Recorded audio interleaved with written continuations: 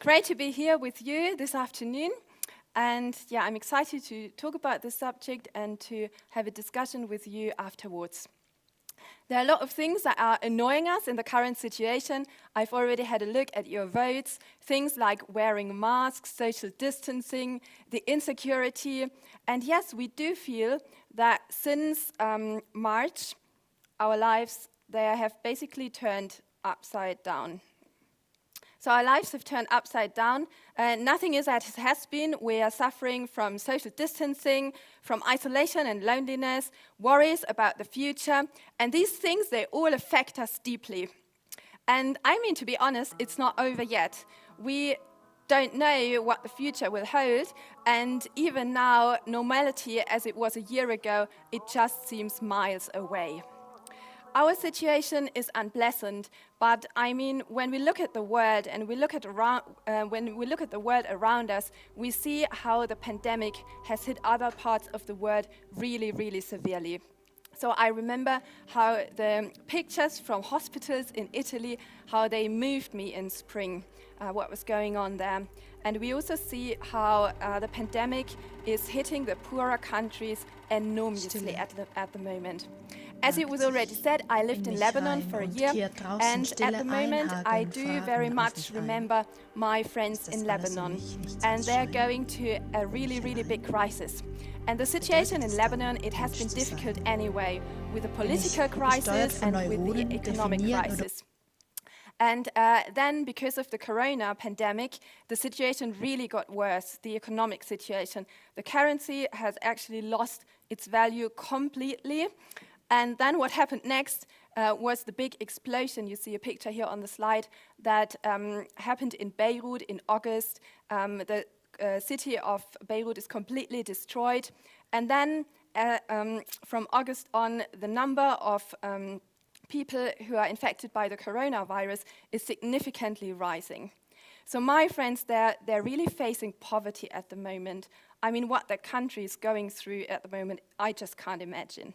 And when I think about that, and I realize that it really makes me angry. It moves me and it makes me angry.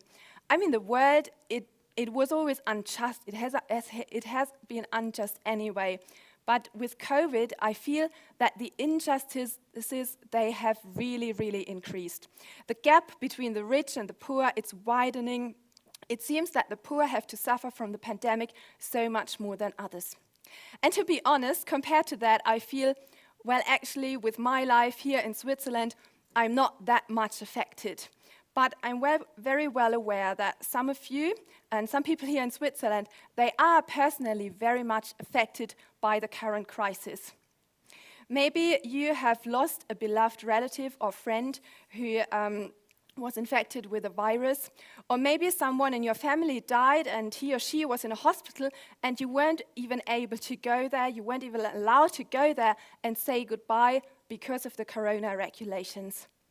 Or maybe for you, life in isolation has increased stress and anxiety. Maybe also the suffering and the pain that you're going through at the moment is not really caused by corona. I mean, we experience suffering and pain anyway. Depression, cancer, and the loss of beloved ones that are very dear to us. And I think no matter if we think about the social impact of corona or the situation of friends in other parts of this world, or if we're personally going through pain and suffering, the pandemic raises some deep questions. Why? Why is that happening, and how can we deal with it? And as the world is in turmoil at the moment, the existence of someone who is in control seems very implausible. It seems even more unlikely as it seems anyway. I mean, if there was a God, why should he allow all of that? Suffering and pain, they loom as the maybe largest objection to the Christian faith, and corona makes this case even stronger. As there's so much pain and suffering in this world, how can an all-powerful and all-loving God, how can he exist? I mean, if he's able to intervene and if he loves this world, why is there so much suffering? And this afternoon, I'd like to offer some thoughts on that question. And I'd like to discuss with you the question, which worldview does offer hope and comfort in times of crisis? Because I think when we are personally hit by the crisis, this is a very relevant question. Of course, we could say now, yes, suffering, it disproves God. Suffering disproves God, and we could for a moment just think about it. What happens when we take God out of the picture? Suffering disproves God, we take him out of the picture, and what would we conclude? I think without God, it would be quite difficult. We would have to conclude and say, well, it is how it is. There's no one to blame. And because there's no one sitting on the throne, there is no one who is responsible for this world and for the way how that world is. We would have to shrug our shoulders in indifference and say, yes, it's tough, but that's the way how it is. Pain and suffering, they simply exist. They're part of this world. It's the survival of the fittest. The stronger ones outlive the weaker ones. I think if we take God out of the picture, we neither have a reason to complain, nor do we have something that gives us hope. It's pretty bleak, but I mean, if that is the truth, we would have to be honest and stick to it. On the other hand, I realize, reflecting on that question, I wonder, couldn't our ongoing thirst for justice, could that actually point to the existence of God? Couldn't it indicate that we are somehow right with our complaint, that it's not all right the way it is with suffering and pain, that there is someone who is responsible for that world, someone who has given us this strong longing for justice? And couldn't our search for hope, for a happy ending for both our lives and happy ending for this world, couldn't that be a hint that there is real hope in the midst of suffering and pain? I'm really sorry if this may disappoint you this afternoon, but I think there's one thing that the Christian worldview does not offer. It doesn't give an answer to the why question. In my opinion, this why question remains unsolved. So why does God allow this pandemic? As a Christian, I have to say, I don't know. I don't know why he allows so much suffering, and I don't know why he allows this virus to cause so much pain in this world. Of course, we could take a philosophic approach, and we could say, yeah, okay, just because I don't see a reason for suffering and pain, that doesn't mean that there couldn't exist any. I mean, God could have good reasons to allow sufferings, reasons that are not contradictory to his love, because he is so much bigger than we are, and his perspective is so much bigger than our perspective. So this is a theoretical thought, something for my mind, but actually, if I'm honest, yes, it does remind me that if there's a God, it's not surprising that his perspective is by far bigger than my perspective. But still I feel, for my heart, this is not helpful at all. This is nothing that comforts me. It even sounds a bit cynic. Well, yes, you're suffering, that's hard, but yeah, God might have his reasons that you just don't see. One thing that really strikes me is the following. When I have a look into the Bible, I don't see any theoretic or philosophical answer to the question. No, I read about people who wrestle with the same question that bothers us this afternoon. And they describe vividly the pain, the suffering, and the injustices that they're going through. And with all of that, they turn to God. They pour out their hearts to God, and they're brutally honest. They express their pain and rage to God. We can see that in the so-called Psalms of Lament, and they show that very well. They're psalms of honest prayers, people who express their anger, their deep sorrow, and their utter despair, because they're ill, they're depressed, or they're lonely or persecuted.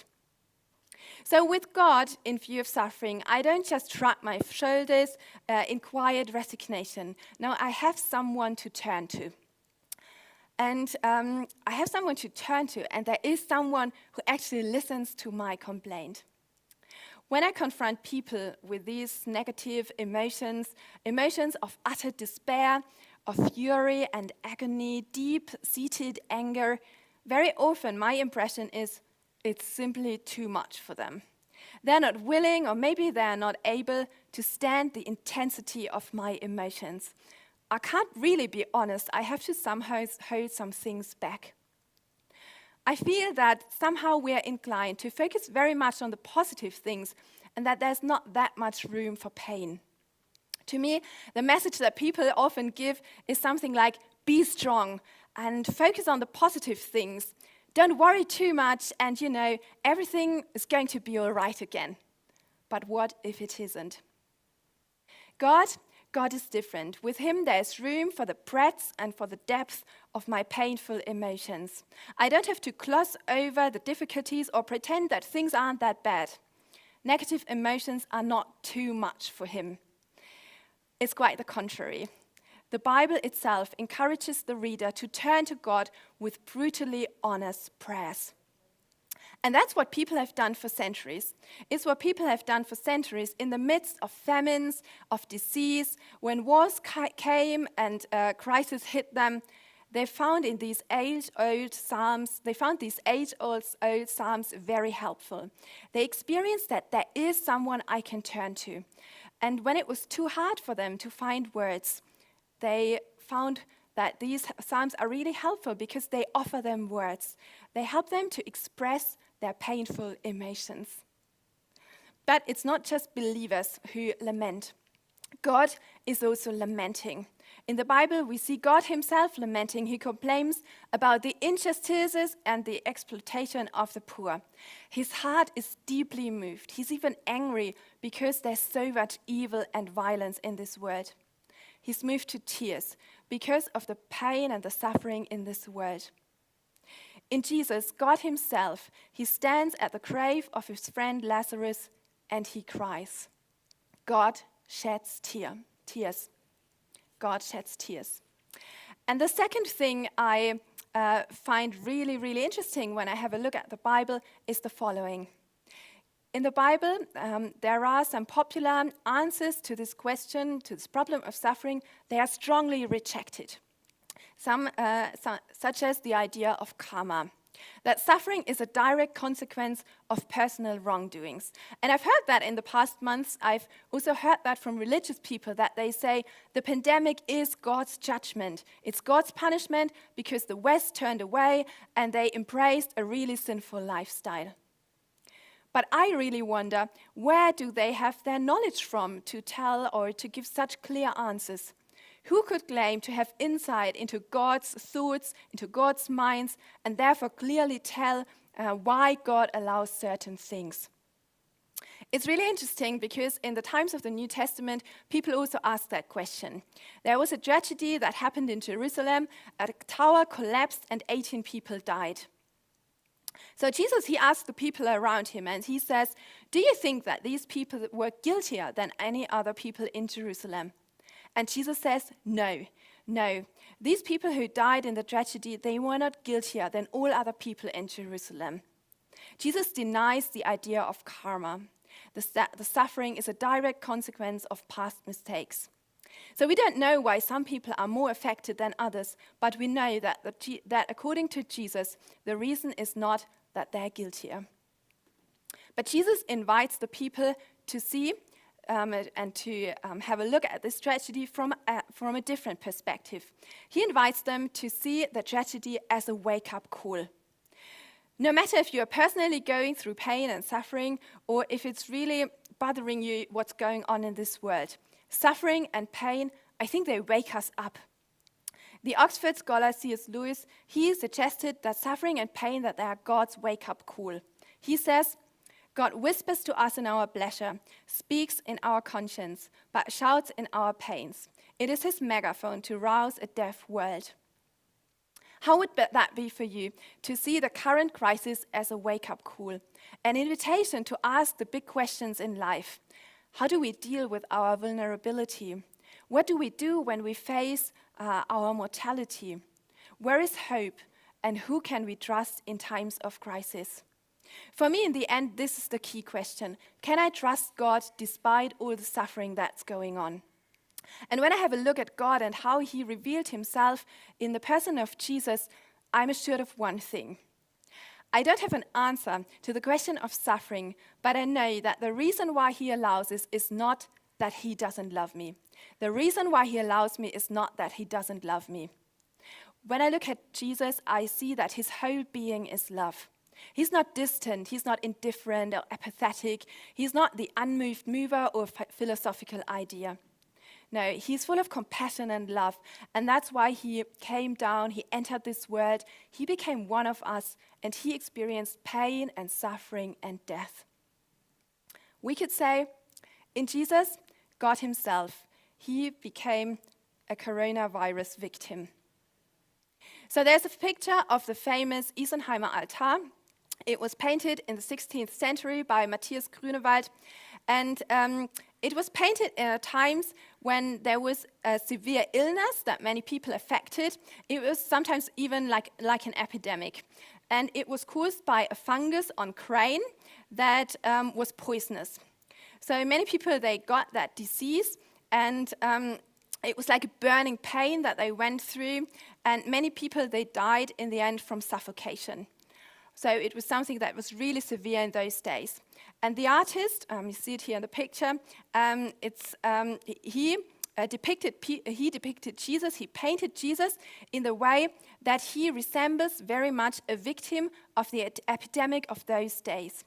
Jesus, as you see him here on the slide, he has the typical features of a victim of this illness. The crumbed fingers, for example, the blue lips, the yellow skin, the wounds with a red border, the chest and how it's really poured in. So that's really interesting because this altar painting, in those days, it wasn't placed in a church, it was placed in a hospital. So when those patients were treated, when they suffered from the agony of this burning pain, they were looking at this painting of Jesus and they realized that he's present in the pandemic. He's not far away, he's close. And he knows exactly how their pain and suffering feel like. I mean, one could say, okay, it's nice. It's nice that God also suffers, but does that really improve my situation? Does it improve my situation if God himself suffers? In my personal relationships, I realize that I feel really understood by people who go through a similar situation. My mom, she has suffered from a chronic disease for many years now, and I realize how I feel understood by people who have experienced similar situations in their families. If someone experienced a betrayal, he feels close to people who went through a similar situation. I think it brings us closer together if we share the pain and if we feel close to people who experience similar situations. And I think it's also the reason why a lot of people find it helpful to go to self-help groups, because we feel understood. In a similar way, I feel understood in my own suffering and pain by Jesus because he has experienced it himself. But the story doesn't end there. Good Friday is followed by Easter Sunday, the day of the resurrection of Jesus. And this is the certainty that death is not the end, that death does not have the last word, that Jesus conquered death and that he was raised to new life. And because of that, I can have a firm hope that one day God will also raise me from death to new life. On Easter morning, the friends of Jesus, they met him, and they simply couldn't believe it. They couldn't believe that a dead man should be alive again. They couldn't believe it, but still, they recognized him, and they knew, yes, it's him. And maybe you're sitting here this afternoon, and you also just can't believe it. Isn't this whole story of the resurrection of Jesus, isn't it not just simply a nice idea that helps people who go through difficult times, maybe something to lean on? But I'm convinced that there are solid intellectual reasons why it makes sense that Jesus did rise from the dead. And if that is true, it changes everything. If that is true, there is true hope. Hope for me personally that one day Jesus will rise me as well from the dead. It would mean that there's hope for this world, that one day God will make all things new, that he will wipe away every tear, and that he will flood the earth with his justice. That's what the Christian faith offers, comfort in times of crisis and a reasonable hope that death is not the end. When I'm convinced that death is not the end, I will live differently. Because then hope empowers me and the faith carries me that in the end, love wins. And that makes a massive difference. And at the moment, I'm seeing how my friend Marina deals with a really difficult situation, but how the hope that she has makes a very, very big difference. Marina is a friend of mine from Ukraine. We spent New Year's together and we chatted about 2020 and our hopes and dreams. She shared about her traveling plans and what she would like to do for her sabbatical.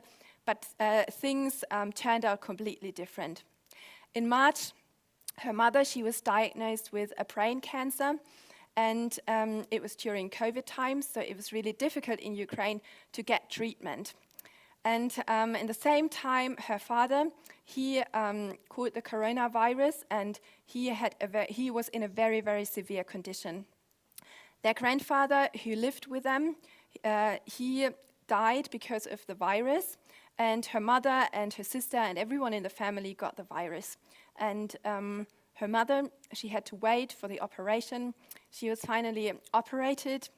But then again, they had to wait with further treatment, with a radiotherapy, because of the situation in Ukrainian hospitals. It was very, very tough.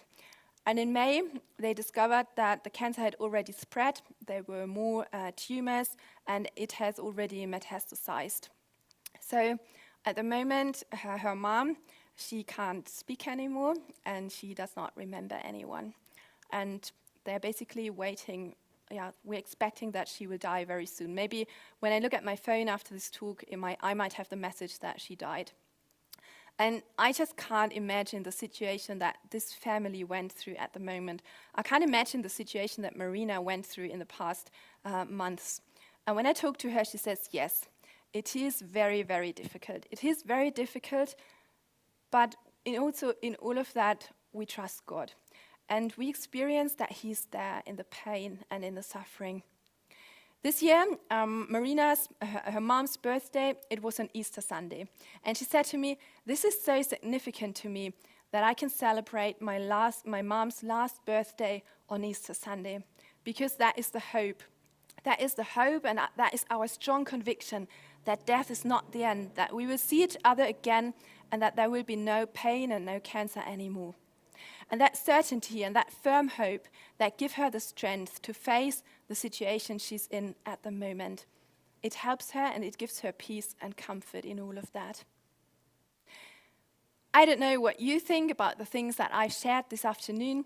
Maybe you have objections, maybe you have questions. We'll start with a Q&A in just a minute. But I also want to challenge you to see this crisis as a wake-up call, to see it as a wake-up call to ask the big questions in life, to ask about our vulnerability and mortality, to ask where we come from, where we are going, and where there is hope. And I invite you to explore what the Christian faith could offer to that question, whether the Christian faith would not have a real hope, a firm hope, and comfort in times of difficulties. There are opportunities to check that out this week, but we'll also continue after this week. You have a feedback form on your seats. There's the opportunity to leave your contact details here. It's all that we can give you further information about opportunities to further explore these subjects and discuss them. But maybe you're sitting here and you are in a personal crisis yourself at the moment. So I invite you to give it a try, to turn to God and pour out your heart to God with an honest prayer and let Him know how you are feeling. Thank you very much.